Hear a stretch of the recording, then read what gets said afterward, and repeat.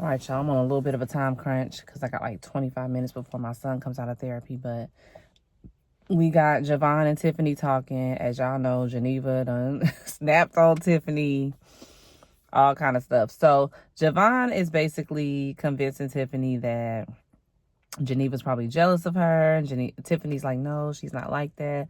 And she was like, yeah, well, I just know that sometimes, like, when a friend gets someone, then all of a sudden they get jealous. And she's like, no, like, they weren't like that with my ex-husband. And Javon is like, yeah, but he was a bartender. Like, basically, your ex was a bartender. I'm a lawyer. Like, child, okay. And I'm just thinking this, all the while he knows that not only was he dealing with Geneva, he has a baby with Geneva. Like, come on, y'all. This is crazy. So now he done got into Tiffany head, and that's that. So, y'all, then we get to Hakeem and Naomi. Is it Naomi or Naomi? It's crazy because Rashida be saying Naomi. The rest of them say Naomi. I don't know. So, y'all, this whole situation is just making me cringe. Like, the way she's so persistent on trying to get her ex-husband killed. Like, it's not like she was saying it for a little bit. Now she done calmed down and changed her mind. No, she is serious about it. She's like, giving him the rundown on where the alarm's at, what door to go through. It's a flower pot with a key underneath. So asking him to kill her ex-husband, right? If that ain't enough, now she's saying, oh, and I want you to record it. All right, now you asking for too much now. Naomi, really? And he was like, how am I gonna record it with a gun in my hand? She's hustling. Hold it in your pocket like this. I'm like, girl, you already asking me to kill your ex-husband without getting the money first. First things first. Now you want me to record it? Like, girl, you sick. And I'm thinking like, nah, if he had these meta glasses on, he could record it. So he's just like, am I going to get my money? Like, the fact that he got to keep asking, y'all, I ain't going to lie. It's already given she ain't going to pay him. She done skipped town. I don't know how far away Grayson's school is from where they live. I'll get into that later, but y'all, that storyline is making my nerves bad. Like, she is really trying to kill this man. Oh, and then also she's trying to give him this gun. I guess it's supposed to be like an unmarked gun. Y'all, I'm not in the street, so I don't know what the code is for a gun that can't be traced back. But he's like, nah, I got one. And she was like, yeah, one that's going to trace back and get you locked up or whatever. Something tell me that it's something with that gun. That gun is going to trace to maybe her ex. No, can't trace to the ex-husband. Maybe it's going to trace to him and they going to rule it as a suicide. I don't know, y'all. I just see something like that coming. But let's get into the next part. Y'all, so then we get to Bridget and Rashida. And Bridget conveniently comes in after Rashida's done talking to Myron. And she's like, how did it go? And she was like, oh, like it went fine or whatever. And she's like, oh, your husband came in to talk to you. And she's like, why didn't you tell me? So basically, Rashida goes in to talk to Pastor.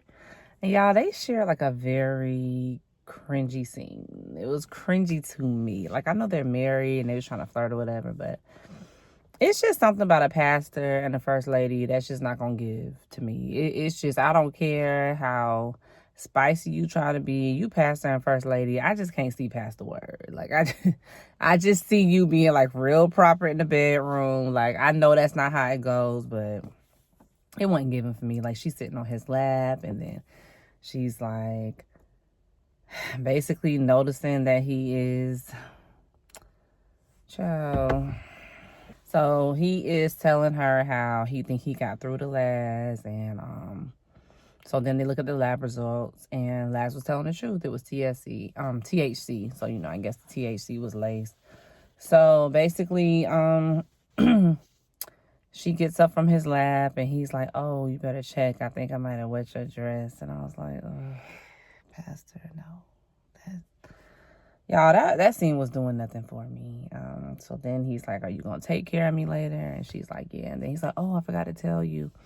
I told William that we would go to dinner with him in Geneva tonight. Oh, my goodness. Y'all know that's going to be a hot mess, right? Sorry if this is out of order. I don't have my notebook with my notes written down that I usually refer to. I had to take notes on my phone, so I'm trying to kind of have photographic memory, but so then we have Myron,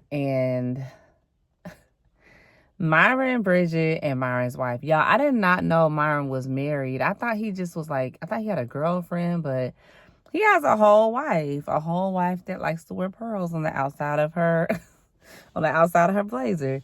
So, Bridget is about to talk to Myron, and Myron's wife comes down and she's like, I'm here to take my husband to lunch. And she's like, well, you better try to catch him because he's busy.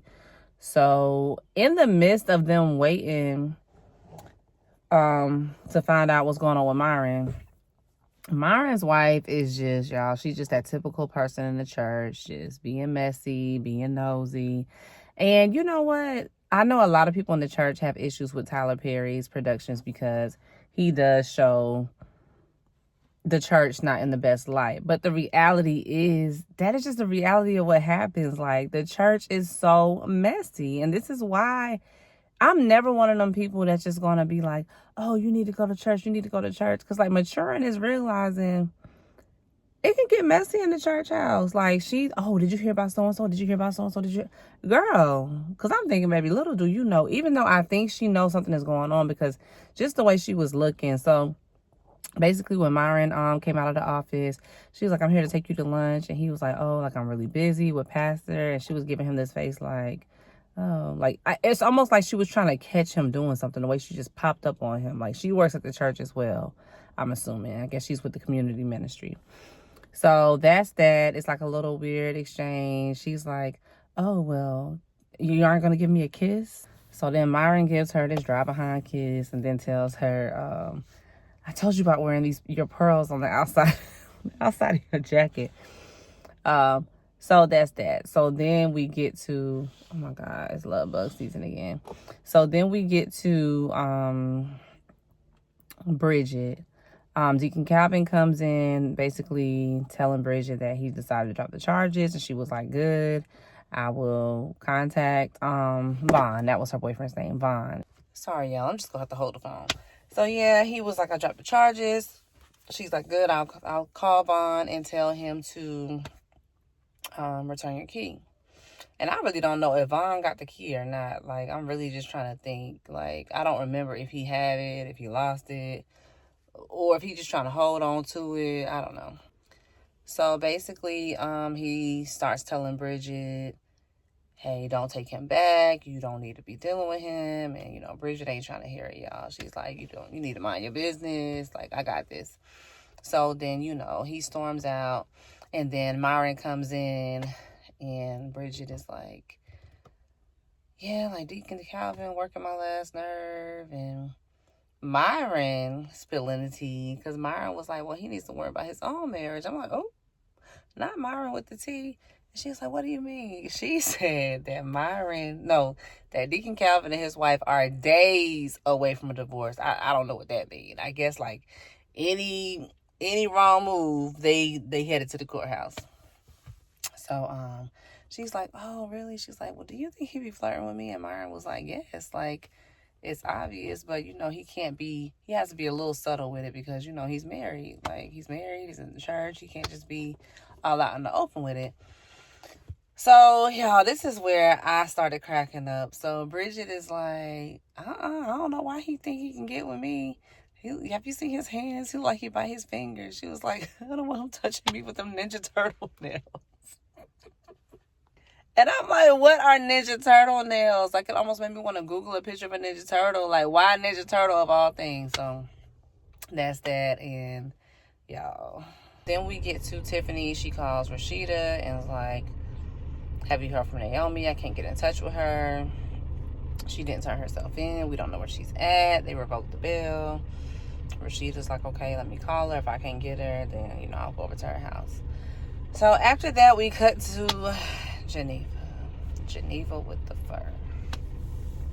Geneva goes to the yoga studio of the lady that she suspects that William is messing with. This is her daughter Anika's friend's mom.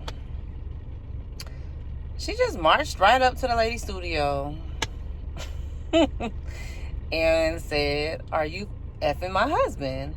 The lady is like, what? Are you serious? Like, long story short, the lady is like, no, William has been talking to me about basically telling us that, yeah, I can't multitask. Having to hold this phone and talk is throwing me off. So she shows Geneva a picture of her husband. And what's crazy is she's like, this is my husband. Like, basically, why would I be messing with your man when I got my own man who's fine? And I'm thinking when she's showing the picture, not only does he resemble Malcolm, like in a way, sort of, kind of. Girl, your husband, you act like your husband is just so fine that Geneva should be thinking you ain't even looking at hers. And to me, William is more attractive, but maybe it's just me. But I'm thinking, girl, oh my God. She was like, why would I be with a middle-aged professor? And I'm thinking, like, when did middle-aged professor become, like, bottom of the barrel? Like, what? Child, she tried my boy William. But anyway, so she's like, no, I haven't been messing with your husband. He actually was asking me of some special places in Italy to take you for you guys' trip. And me and my husband were stationed there. So, you know, we made this little box for you. The box had like some, you know, it was a box with some stuff for Italy. So basically Geneva still acting stank and was like, well, you know, whatever. She storms out. That's that. I'm trying to make this as brief as I can because I don't want this video to have to go into 2 parts like one of my other reviews did, but it's probably gonna have to go into 2 parts. But we get to Naomi and Rashida. They using their key, child, because y'all know everybody got a key to everybody's house. They use their key to get into Naomi's house. She's not there. They try to figure out where she's at, and coincidentally she ends up calling Tiffany. And she's just like, hey, I'm on a plane. I got to go see about Grayson. Tiffany is like, okay, you did not show up. They revoked your bail. Like, what are you doing? And she's like, well, I have to deal with all that when I get back. It's like, I'll just have to wait. So she's like, y'all hold it down for me. I got to see about my baby, and I'll see y'all next week.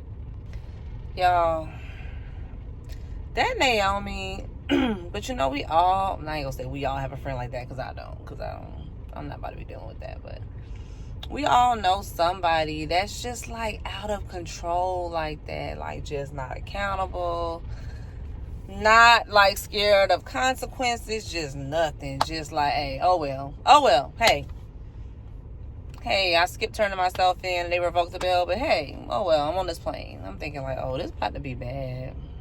So while that's going on, Rashida's like, well, do you want to meet for lunch? Geneva's like, yes. So, y'all, one thing about people on TV, they gonna always meet for lunch, y'all. I love it. So they all meet for lunch, and Geneva, of course, is acting stank-a-dank-dank, how she been acting. Like, oh, I didn't know you were gonna be here, referring to Tiffany. And she's basically like, okay, what's going on? Tiffany is just like, you know what? Javon was right. He said you were jealous of me. And Geneva's like, oh, you just gonna let him fill your head up and this and that. And then Tiffany said, I forgot what Tiffany said. She said something about, she said something about Anika. And Tiffany was like, oh, so now you care about your daughter. I said, oh, who? Y'all know, because one thing about it, and I'm not calling Geneva a deadbeat, but when somebody ain't doing what they supposed to do, when they get confronted about it, child, a hit dog will holler. Because if somebody try to tell me that I don't care about my kids, I ain't even about to entertain it. I'm going to just start laughing.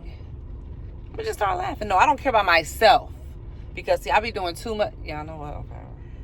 Just calm it down. This ain't that type of video. Like, because don't even get me started.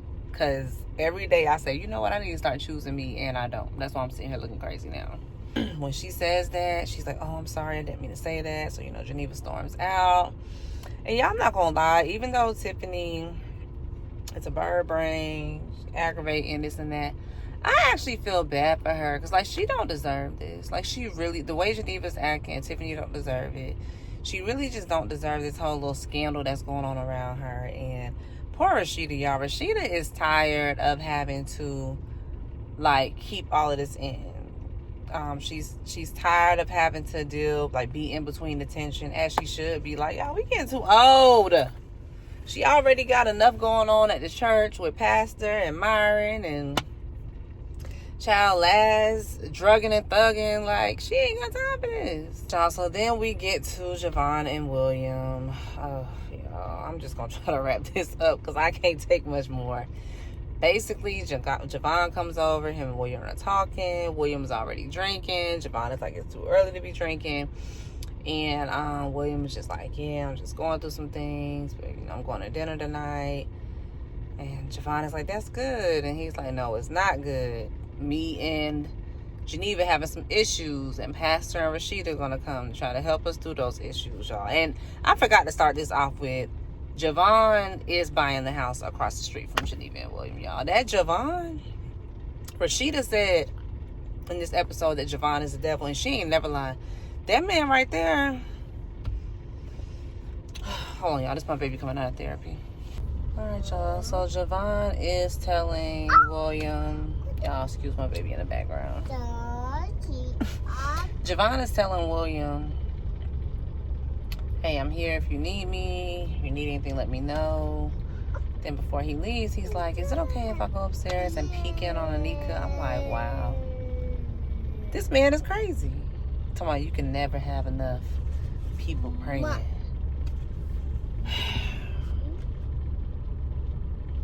All right, y'all. So excuse the spot on my shirt. We like 5 hours later. I done ate dinner and everything, but I'm determined to finish this review. So after that, we get to Geneva and Rashida. I think they're at Geneva's office. And Geneva is confronting Rashida like, oh, that's what y'all think about me. Y'all think I'm a bad mom just because William does all the drop-offs and pickups and gets everything for her. And I'm thinking like, you're not sounding like you got a good case. So Rashida is like, look, no, all of this, emotions are too high because you need to get out of this and you need to just tell your husband the truth. You need to be honest, be accountable, because I'm tired of dealing with this. Like, it's turning you crazy, just, it's time. And she's just like, I can't do this. I don't like high pressure situations. And I'm thinking, ain't you a lawyer? Like, don't you do this for a living?